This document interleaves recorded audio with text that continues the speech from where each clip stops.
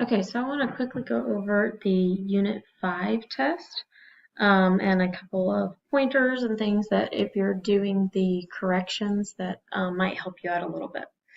So what I would do is skip around to the problems that you missed so that I can go through them. I'm not going to give you the answer, but I'm going to tell you what to do to kind of think about it. If you have extra or if you need extra help, you can ask me during homeroom or during bus call or tutoring. Okay, so the first one, it just says determine what type of model it represents. So notice we've got linear, quadratic, exponential, or none, and we've got a set of ordered pairs here. So what I would do is try to find the pattern of the numbers. Maybe create yourself like an XY table where you list the ordered pairs like this one,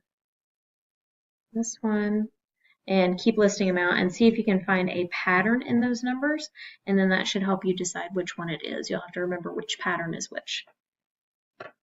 The next one, number 2, remember that that was a typo, so those should be marked out. But basically it's asking you which of the following statements is true about the y-intercepts.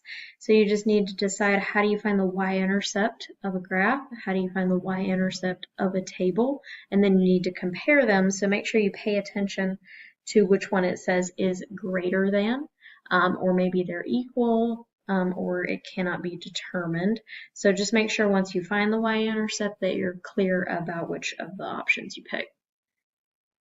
Number 3, it says that you have a graph named f of x and just an equation named g of x, and you're trying to find the rate of change over this interval. So remember, what that's basically asking you is if you have an xy table, your x values go from 0 to 3.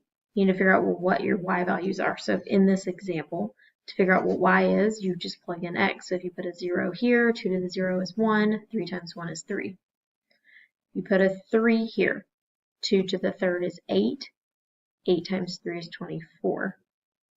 Then what you're trying to find is which of the following is true. So if you start reading them, it starts to say things about rate of change. So to find the rate of change, that's your change in y over change in x. So you'll do that here. You'll also do that in the table. So think about when x is 0, that's here, so at this point. When x is 3, that's here. So you have that point, and you basically can create a table and do the same thing. Okay, so for 4, you're starting to look at all of these equations, or these graphs, these functions. So this equation right here matches this graph. Same thing here, g of x, h of x. Notice that there's a table in each of them. The table is just for you to fill out. So maybe if you had a calculator or you did some calculations and you wanted to record some of the things you did, I'm not grading that part, but that's what you're looking for. This next part over here, you're filling out the transformations. So we have quite a few notes on the changes that happen. So you may want to get your notes about transformations and what changes they do. So I'll do this one as an example. And then if you miss the other 2, you'll have to make those corrections as well. But for transformations, remember that you need to decide, first of all, what type of function it is. So this one I know is quadratic because of the x squared. So then any other changes are transformations. So I see a negative in front. I see a 4 being multiplied on the outside. I see a 3 being added to x, and then a 4 being added on the outside. So there's going to be 4 different changes going on. First change, multiply something by a negative. That's some kind of flip or reflection. So since it's on the outside of your function, it affects not the inside part, so not the x, it affects the other, the y.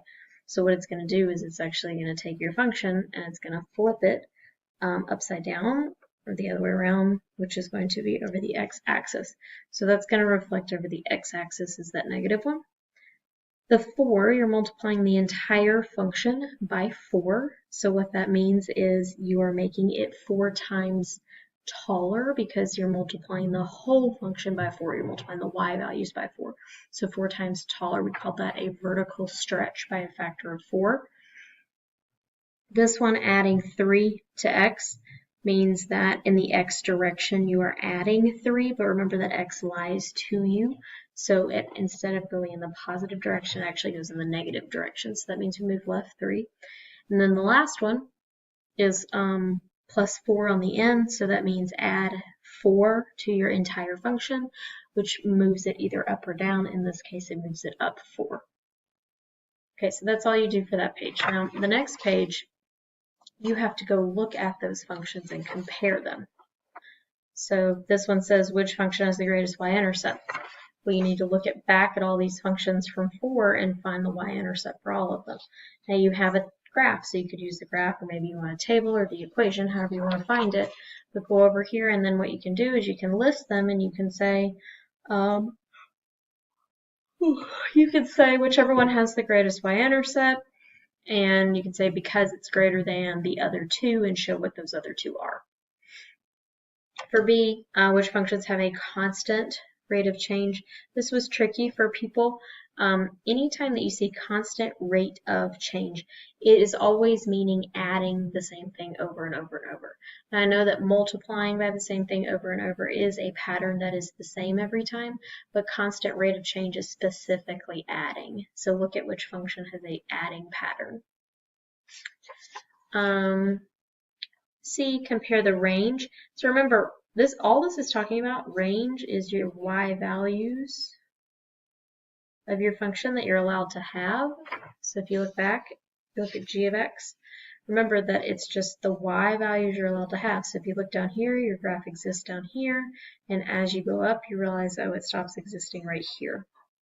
So it exists from negative infinity up to 1, 2, 3, 4.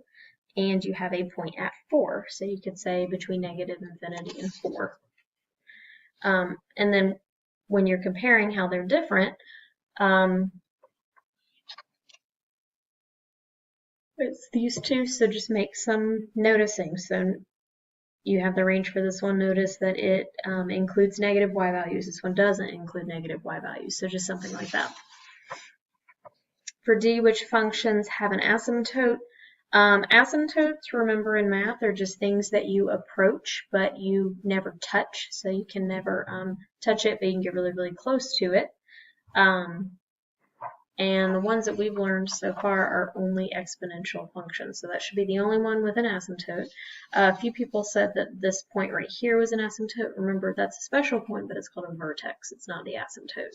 That's only the lines that things approach, like exponential. This one says which functions have at least one of the end behaviors increasing. So remember, end behavior is always going to be as x approaches infinity, what is your function? So depending on the name of your function. So your function is approaching something. And then as x approaches negative infinity, your function is approaching something. I put a question mark because it depends on, like if it was h of x, then you'd put h of x is approaching. And this one is just saying which one has at least one of the end behaviors increasing. So maybe you did this for f of x and you saw that one of them was increasing, but one of them was decreasing. Well, that has at least one that's increasing. And the last one, which function has the largest average rate of change? Remember, average rate of change, make yourself a little table for each of the functions where your x is between -4 and -3.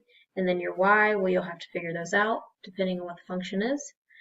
Find your change.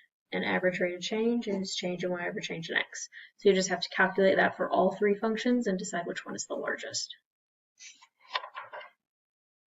On the back, these you're just deciding if they are linear, quadratic, or exponential. I'm not going to go into too much detail with these. Just remember that linear is always an adding pattern. It's a straight line. Quadratic, it's kind of an adding pattern, but remember it's that second difference is adding the same thing every single time. It's going to be like a parabola shape, and then exponential is multiplying by a number every single time, and it's that exponential function shape. This number 7 was asking you just to write an equation, so that's all you had to do. So what a few people did is they created a table for themselves, found the pattern in the table, used that to decide what type of function it is, and then they looked at their formula sheet to help them figure out which formula they should use. A few other people decided to look at it as a sequence. So after mile 1, that's your first term, then your second term, then your third term, and then look at sequence notation and figure out what type of sequence that is, and did it that way. So either way is fine. This last one, not only do you have to decide which option is going to be better to choose if they work there for at least 5 years, but you need to explain why. You can't just plug in 5 to both of them and see which one's bigger. You need to explain why. You need to show some kind of table over time, or you need to show some kind of graph, or some kind of verbal description about why is it just because they made more at 5 years, like what's happening after 5, what's happening before 5. So just a little bit more description there. Okay, so that pretty much covers it for the Unit 5 test. So again, if you have more questions, just make sure you come and ask me either during tutoring, which this week is Tuesday and Thursday afternoon, or during homeroom or bus call.